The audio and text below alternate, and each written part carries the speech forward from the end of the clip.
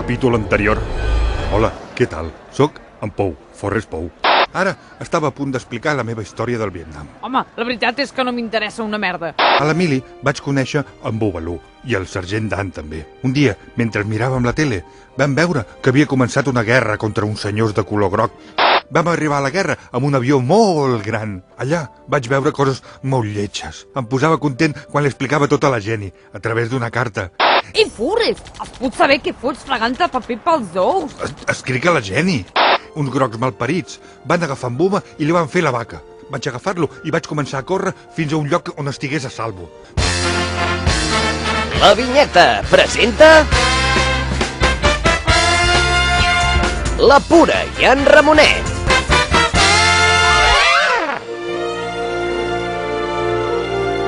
Hola, què tal? Soc en Pou, Forrest Pou.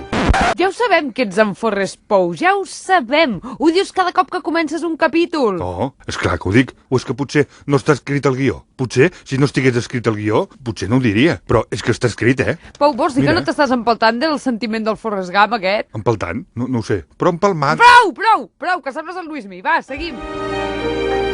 Resulta que fa 3 dies que sóc a aquest banc esperant que passi el 17. A la pantalla informativa fa 3 dies que hi diu que trigarà 5 minuts. I em sembla que aquests són els 5 minuts més llargs de la meva vida, perquè no acaben de passar mai. M'agrada tant viure a Barcelona. Hi ha un senyor que s'ha dormit al meu costat mentre explicava la meva història. Sembla un angelet, pobret. Ahir ens vam quedar amb la tornada del Vietnam i la medalla que em va regalar el president. Aquell mateix dia hi havia com una mena de fèria d'abril molt i molt gran, amb molta gent que es queixava de la guerra i que anaven vestits amb túniques i flors al cap. Em van pillar de la solapa i em van fer pujar a un escenari que s'aguantava amb cavallets, perquè feia una estona que havia actuat la Bisbal de l'Empordà. I a mi em van fer parlar.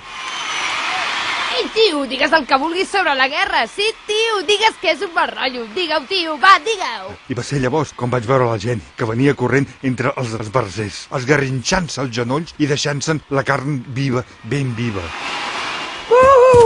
Forrest Pou! Oh, cago en la tercera Cuidado. columna que aguanta la cagadora de Sant Pancràs. Forrest! I va ser allà, al parc de la Ciutadella, que la Jenny es va fotre dins l'estany i va córrer cap a mi. Semblava un àngel. I jo vaig haver de córrer cap a ella en un impuls irrefrenable de fotre-li un clau allà al mig de totes les persones. Oh, Forrest, quant de temps! Sí, quant de temps.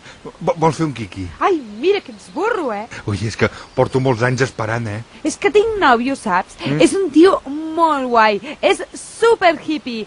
Un home que lluita per les causes justes, no? Oh, és tan genial. Anem amb una Volkswagen Caravelle, d'aquestes com de hippies, però que són pijos, saps? I en veritat, a casa seva tenen molts diners. Per això estic amb ell i no el penso deixar mai encara que em pegui. Vale, t'acompanyo a l'autobús? Vale. Mira, t'he preparat una bossa amb una carmanyola. I tens una escalopa a la milanesa, truita de patata i un plàtan.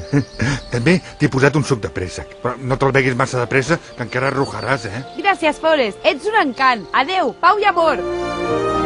I així va ser com la Jenny va marxar. Jo vaig perfeccionar una tècnica que havia après mentre estava a la guerra. Jugava al ping-pong mentre feia l'espagat a l'aire. I d'aquesta manera vaig aconseguir fer-me molt i molt famós. Vaig viatjar pel món sencer fent exhibicions i em vaig forrar de pasta. Tenia tanta pasta que no sabia què fer-ne. Em vaig comprar calçotets nous, un puzzle amb un paisatge de tardor i unes xancletes de riu i amb el que em va sobrar de tot això vaig engegar el negoci dels mejillons d'en Bubalú i vaig arreglar la mama també, que es va operar les metes i es va fer 2 liftings i 3 liposuccions. Un dia, mentre em prenia un orxat a la terrassa de la Barceloneta, em vaig trobar amb el sergent Dan.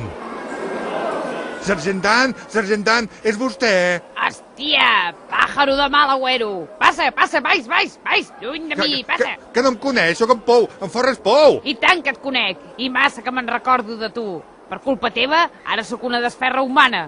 Ningú no em dóna feina perquè després de veure d'on estàs corazón m'he quedat pajarito i a vegades imito la Maria Patiño. Ho sento, sergent Dan, però millor això que no quedar presoner dels grocs malparits, no? Home, almenys m'haguessin donat de menjar cada dia, que ara passo més gana que el gos d'en Pinyol. Passa gana? Ostres, quina putada, no? I tu caga repa, nen? O potser et penses que no sé que estàs carregat de pasta? Em podries passar uns leiros per fotre'm una hamburguesa, no? O millor, sergent Dan, per què no ve amb mi a portar el barco per pescar mejillons buba? Els mejillons em fan rujar. A mi també, però no caldrà que se'ls mengi si no vol. Què punyetes? Va, fet!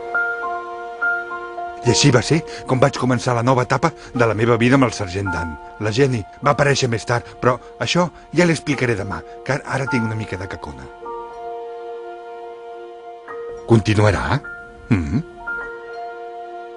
Pineda, Digue'm. això és Mejillons Buba. Sí. Això és com lo del Dani aquest, el Mejillón és Dani? Sí. O el Cuscupinya és Dani? Sí. O Dani Sanabra? Sí.